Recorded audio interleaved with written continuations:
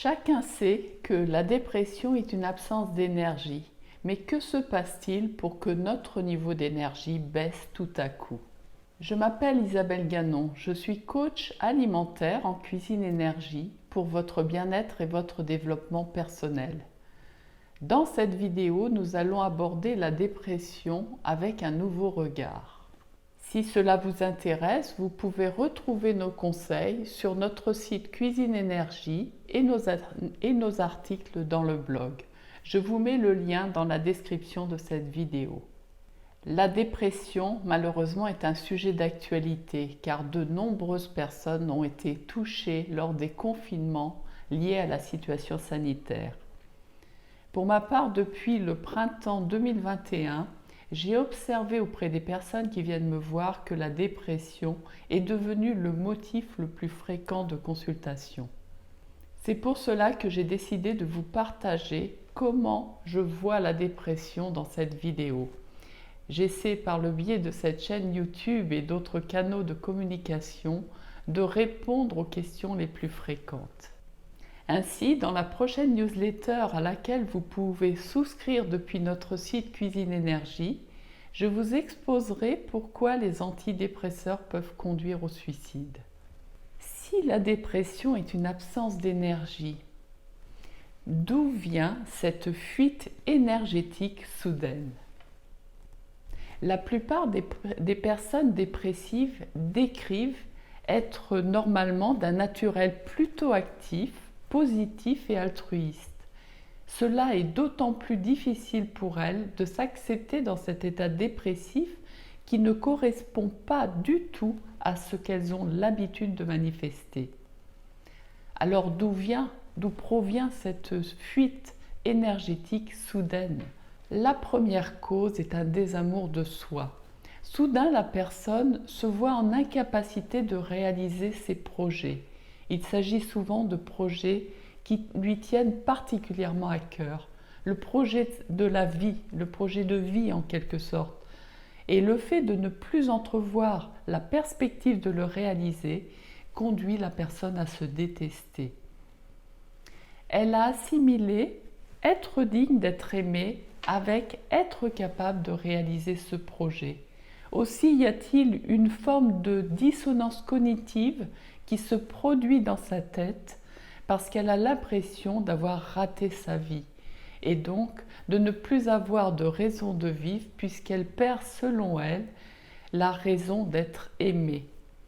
Et la perspective de ne plus être aimée est synonyme de mort car en tant qu'être humain, nous devons notre survie au fait d'avoir su nous maintenir dans le groupe pour affronter tous les dangers.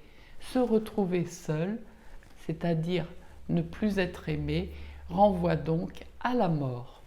Que conduit à faire cette perception d'être indigne d'être aimé? Premièrement, la personne s'isole afin d'éviter de s'exposer à ce qu'elle croit être un désamour des autres. Comme elle ne s'aime plus, elle interprète tout ce qui vient de l'extérieur comme une manifestation de ce désamour pour elle. Autre manifestation de ce désamour, la personne ne prend plus soin d'elle.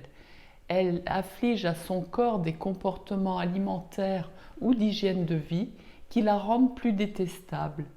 Elle est conduite inconsciemment à se faire du mal pour se prouver qu'elle ne mérite pas l'amour des autres.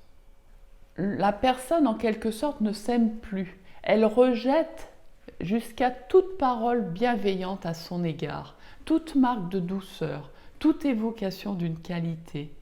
Elle se persuade qu'elle n'a plus aucune valeur et qu'elle n'est plus bonne à rien parce qu'elle n'est pas digne d'amour et que l'amour est gagné par ce qu'elle est capable d'accomplir. Donc comme ses projets sont arrêtés, elle a l'impression de ne plus être digne d'amour. On ne peut pas remonter le moral à une personne dépressive. Plus on lui parle de ses qualités, des possibilités qui se présentent à elle, plus elle les rejette parce qu'elle est incapable momentanément de s'aimer.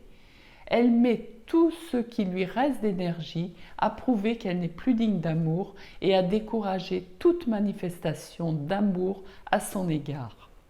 Cela peut même aller jusqu'à la colère vis-à-vis des personnes qui lui manifestent de l'attention et des soins.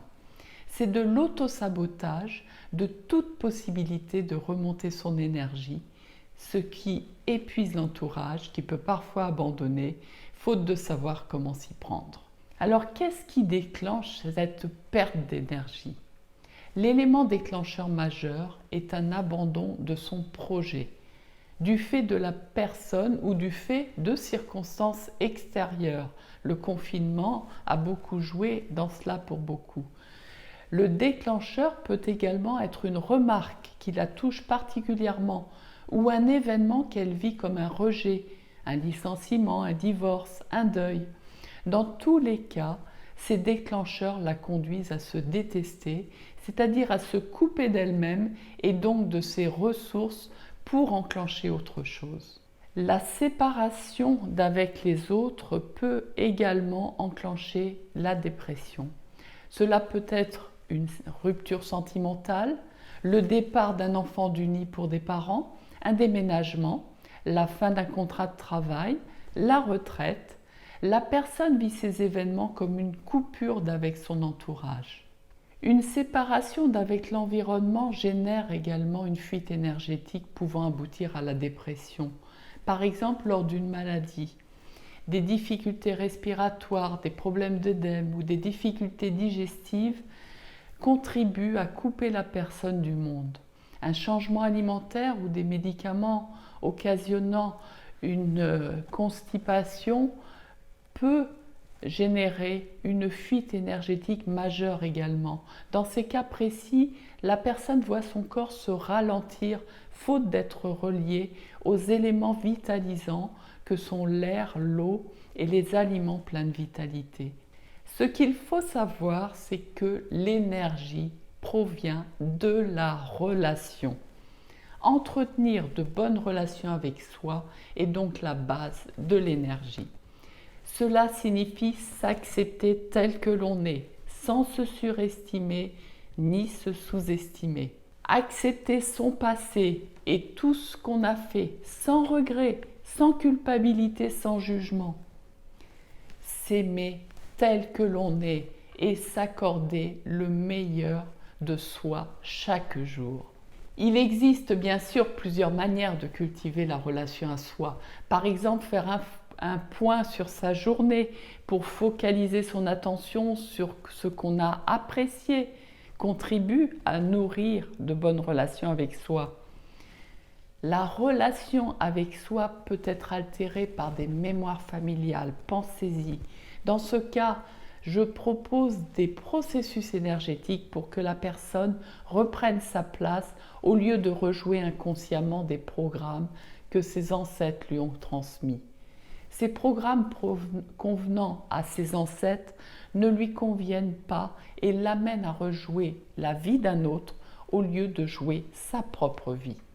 Une meilleure connaissance de soi peut également permettre de décider plus facilement ce qui nous convient. J'aborde ce point par la numérologie créative qui indique les fondamentaux à partir desquels nous pouvons nourrir de bonnes relations à nous. Et si nous ne les nourrissons pas, nous compensons par l'alimentation ce que nous aurions oublié. Alors mon passé dans les ressources humaines m'a transmis un savoir-faire bien utile pour cette partie, ainsi que pour la gestion du stress. En effet, l'équilibre émotionnel est nécessaire pour pouvoir entretenir de bonnes relations avec les autres. Autrement, on est dans la réaction et non dans la relation. Pour échanger de manière détendue et interactive, il est nécessaire de se libérer de ses propres tensions et de savoir prendre du recul par rapport à toute forme de stress afin de ne pas emballer en quelque sorte tout ce que l'on dit ou reçoit avec ces émotions débordantes. Nous reviendrons sur ce point dans notre webinaire le mardi 31 août à 20 h. Alors, n'hésitez pas à indiquer vos problèmes du moment, vos difficultés à surmonter, à remonter en énergie dans les commentaires de cette vidéo pour que je vous transmette des clés utiles lors de mon intervention en direct. Vous pourrez poser vos questions également sur cette chaîne YouTube lors de ce live du 31 août, sortir de la dépression en mangeant.